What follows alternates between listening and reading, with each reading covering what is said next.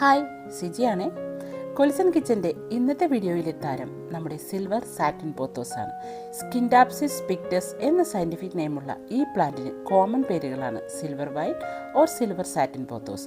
ഇതിനെ നമ്മൾ silver satin pothos എന്ന് വിളിക്കുമെങ്കിലും ഇത് യഥാർത്ഥത്തിൽ പോത്തോസിൻ്റെ ഫാമിലിയിൽപ്പെട്ട ഒരു പ്ലാന്റ് അല്ല. നേരെ മറിച്ച് നമുക്ക് വേണമെങ്കിൽ പറയാം ഈ പ്ലാന്റ് അതിൻ്റെ അകന്ന റിലേഷനിലുള്ള ഒരു കസിനാണ്. പനിയായതുകൊണ്ട് സൗണ്ടൊക്കെ ആകെ പോയിരിക്കുകയാണ്. എല്ലാവരും സദയം ക്ഷമിച്ചേക്കണം. അപ്പോൾ ഈ ഒരു പ്ലാന്റ് എന്ന് പറയുന്നത് വളരെ മനോഹരമായി നമുക്ക് വീട്ടിൽ ഹാങ്ങിങ് ആയും അതേപോലെ ഇൻഡോറായും അല്ലെങ്കിൽ ഒരു സപ്പോർട്ട് കൊടുത്ത് വളർത്താനും ഒക്കെ പറ്റുന്ന അതിമനോഹരമായ ഒരു പ്ലാന്റാണ് ഈ സിൽവർ സാറ്റിൻ പോത്തോസ്. സ്കിൻഡാപ്സിസ് പിക്ടസ് എന്ന സ്പീഷീസിൽപ്പെട്ട പ്ലാന്റ് തന്നെ ഏകദേശം 35-ൽ കൂടുതൽ വെറൈറ്റികൾ ഇന്ന് മാർക്കറ്റിൽ അവൈലബിൾ ആണ്. അവയൊക്കെ തന്നെ കാണാൻ ഏകദേശം ഒരുപോലെ ഇരിക്കും. പക്ഷേ ആകെയുള്ളൊരു വ്യത്യാസം എന്ന് പറയുന്നത് അവയുടെ ആ ഒരു സിൽവർ സ്കാറ്ററിങ് പാറ്റേണിൽ വ്യത്യാസമുണ്ടായിരിക്കും. ചിലതിലൊക്കെ ഫുൾ ഇതുപോലെ സ്കാറ്റർ ചെയ്തിരിക്കും, ചിലതിലൊരു സൈഡിലായിരിക്കും. അങ്ങനെയൊക്കെ ഒത്തിരി ഡിഫറൻസ് ഉള്ള പ്ലാന്റുകളുണ്ട്. നമ്മൾ സാധാ പോത്തോസിൻ്റെ ലീഫുകളൊക്കെ നോക്കുകയാണെങ്കിൽ അതിൻ്റെ ഒരു സ്ട്രക്ചർ എന്ന് പറയുന്നത് ഒരു എക്സാക്റ്റ് ഹേർട്ട് ഷേപ്പിലുള്ളതാണ്. പക്ഷേ നമ്മുടെ ഈ സിൽവർ സാറ്റിൻ പോത്തോസിൻ്റെ ലീഫിൻ്റെ സ്ട്രക്ചർ എടുത്താൽ ഇതൊരു പ്രത്യേക തരം സ്ട്രക്ചറാണ്. അതായത് ഒരു കേളി, ഒരു ചരിഞ്ഞിട്ട് അങ്ങനെ ഒരു ഷേപ്പിലാണ് ഈ ഒരു പ്ലാന്റിൻ്റെ ലീഫുകൾ കാണപ്പെടുന്നത്. അത് തന്നെ വളരെ അട്രാക്റ്റീവായിട്ടുള്ള ഒരു കളറിലും കൂടിയാണ് ഈ ലീഫുകൾ വന്നിരിക്കുന്നത്. ഇതിപ്പോൾ നോക്കിയാൽ മനസ്സിലാവും, ഒരു ചെറിയ ഒരു പോട്ടിലാണ് ഈ ഒരു പ്ലാന്റ് ഇത്രയും ഹെൽത്തിയായി ബ്യൂട്ടിഫുള്ളായി വളർന്നു വന്നിരിക്കുന്നത്.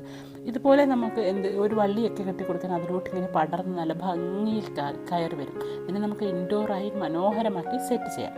ഇതിപ്പോൾ ഒരു ഹാങ്ങിങ് പോട്ടിൽ വളരെ ബുഷിയാക്കി വളർത്തിയെടുത്തിരിക്കുന്നത്. അതിൻ്റെ ആ ഒരു ലീഫിൻ്റെ പാറ്റേൺ നോക്കിയാൽ നമുക്ക് മനസ്സിലാവും. ആ ഒരു ഡാർക്ക് ഗ്രീൻ കളറിൽ ആ ഒരു സിൽവർ ടു ആ ഒരു ആഷ് കളർ സ്പ്രെഡായിരിക്കുന്നത് കാണാം. അതാണ് ഈ ഒരു പ്ലാന്റിൻ്റെ ബ്യൂട്ടി എന്ന് പറയുന്നത്. അതുമാത്രമല്ല ഈ ലീഫ് മറ്റുള്ള പോത്തോസിനെ അപേക്ഷിച്ച് അല്പം നല്ല കട്ടിയുള്ളവയാണ് ഇതിൻ്റെ ഈ ലീഫുകൾ. നല്ല ഷെയ്ഡ് ഇഷ്ടപ്പെടുന്ന പ്ലാന്റാണിത്. നേരിട്ടുള്ള സൂര്യപ്രകാശം ലഭിച്ചു കഴിഞ്ഞാൽ ഇതുപോലെ ലീഫുകളൊക്കെ പൊള്ളിപ്പോകാൻ ചാൻസ് ഉണ്ട്. എന്നാൽ നേരിട്ടല്ലാതെയുള്ള നല്ല ബ്രൈറ്റ് ലൈറ്റ് ഈ പ്ലാന്റിന് ആവശ്യവുമാണ്. എങ്കിൽ മാത്രമേ ഇതിൻ്റെ ആ വെരിഗേഷൻസ് ഒക്കെ നല്ല ക്ലിയർ ആയിട്ടും വരികയുള്ളൂ. എങ്കിലേ ഈ പ്ലാന്റ് കാണാൻ നല്ല ബ്യൂട്ടിഫുൾ ആയിട്ടിരിക്കുകയും ചെയ്യുകയുള്ളൂ. അപ്പോൾ ഈ പ്ലാന്റ് മറ്റുള്ള പോത്തോസിനെ പോലെ അത്ര ഫാസ്റ്റായിട്ട് ഗ്രോ ചെയ്യത്തില്ല. ഇതൊരു സ്ലോ ഗ്രോയിങ് പ്ലാന്റ് ആണ്. നല്ല ഹ്യൂമിഡിറ്റി ഇഷ്ടപ്പെടുന്ന പ്ലാന്റാണ് ഇത്. ഇതിൻ്റെ വാട്ടറിങ്ങിനെ കുറിച്ച് പറയുകയാണെങ്കിൽ ഇതിന് അത്യാവശ്യം നല്ല ഒരു ഈർപ്പം എപ്പോഴും ഈ ചെടിയിൽ നിലനിൽക്കണം.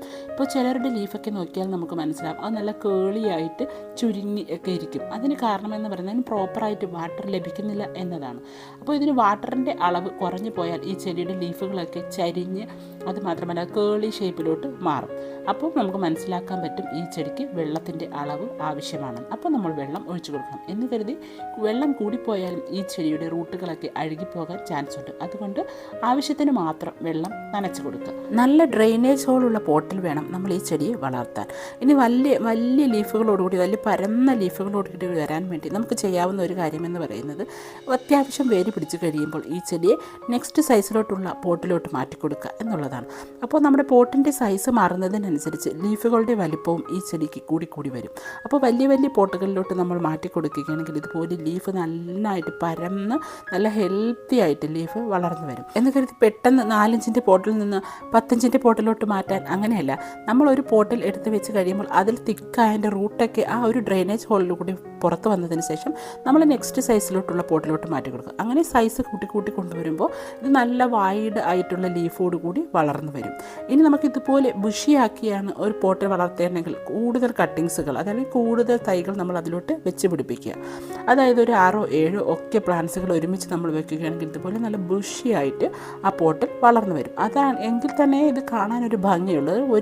ഒരു പ്ലാന്റൊക്കെ ആയിട്ട് നിന്നാൽ കാണാനൊരു രസമില്ല. ഇതിപ്പോൾ ഞാൻ ഇതിനെ ഒരു സപ്പോർട്ടൊക്കെ കൊടുത്ത് വളർത്തിയിരിക്കുന്നതാണ്. ഇൻഡോറാക്കി സെറ്റ് ചെയ്യാനാണെങ്കിൽ ഇതുപോലെ നമുക്ക് അടിപൊളിയായിട്ടുള്ള ഒരു പോട്ടിലൊക്കെ വെച്ചിട്ട് ഇതുപോലെ എന്തെങ്കിലും ഒരു സപ്പോർട്ടൊക്കെ കൊടുത്ത് നമുക്ക് വളർത്തുകയാണെങ്കിൽ വളരെ ബ്യൂട്ടിഫുള്ളാക്കി നമുക്ക് ഇൻഡോറാക്കി വളർത്തിയെടുക്കാനും സാധിക്കും. ഇനിയിപ്പോൾ വാളിലാണെങ്കിലും അതേപോലെ തന്നെ ഇതുപോലത്തെ സപ്പോർട്ടിംഗ് സ്റ്റിക്കിലോ ഏതിലാണെങ്കിലും ഈ പ്ലാന്റിന് പിടിച്ചു കയറാനുള്ള ഒരു കഴിവുണ്ട്.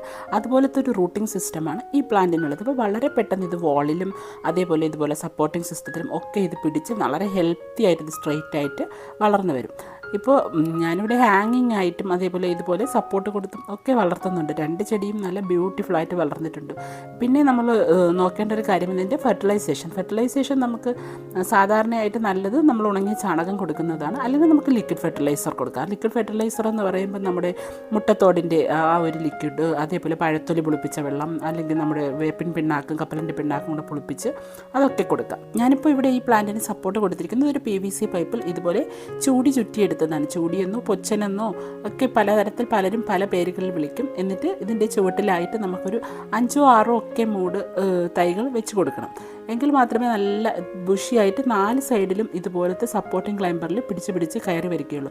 നമ്മളിപ്പോൾ ഒരു പ്ലാന്റാണ് വെക്കുന്നതെങ്കിൽ അത് ഒരു സൈഡിൽ കൂടി മാത്രമേ ഇതിൽ ഇങ്ങനെ പിടിച്ച് കയറി വരികയുള്ളൂ. അപ്പോൾ കാണാനൊരു ഭംഗി ഉണ്ടാവില്ല. ഇനി ചില ബ്രാഞ്ച് ഇതുപോലെ അതിലോട്ട് സ്റ്റിക്ക് ആവാതെ ഇങ്ങനെ ഞാന്ന് കിടക്കും. അങ്ങനെയുള്ള ബ്രാഞ്ചസിനെ നമ്മൾ ഒന്നുകിൽ അതിലോട്ട് തൈറാപ്പോ അല്ലെങ്കിൽ എന്തെങ്കിലും വയറോ ഒക്കെ വെച്ച് ഒന്ന് കെട്ടിക്കൊടുത്ത് അതിലോട്ടൊന്ന് കെട്ടിക്കൊടുക്കണം. അപ്പോൾ അതിൽ പിടിച്ച് കയറും. ഇല്ലെങ്കിൽ നമ്മൾ ആ മറ്റേ സ്റ്റെമ്മിൽ തന്നെ ഒന്ന് ലോക്കാക്കി വെച്ച് കൊടുത്താലും മതി. കുറച്ച് ദിവസം കഴിയുമ്പോൾ അതിൻ്റെ വേരൊക്കെ അതിൽ പിടിച്ച് നന്നായിട്ട് ക്ലൈംബ് ചെയ്ത് വന്നോളും.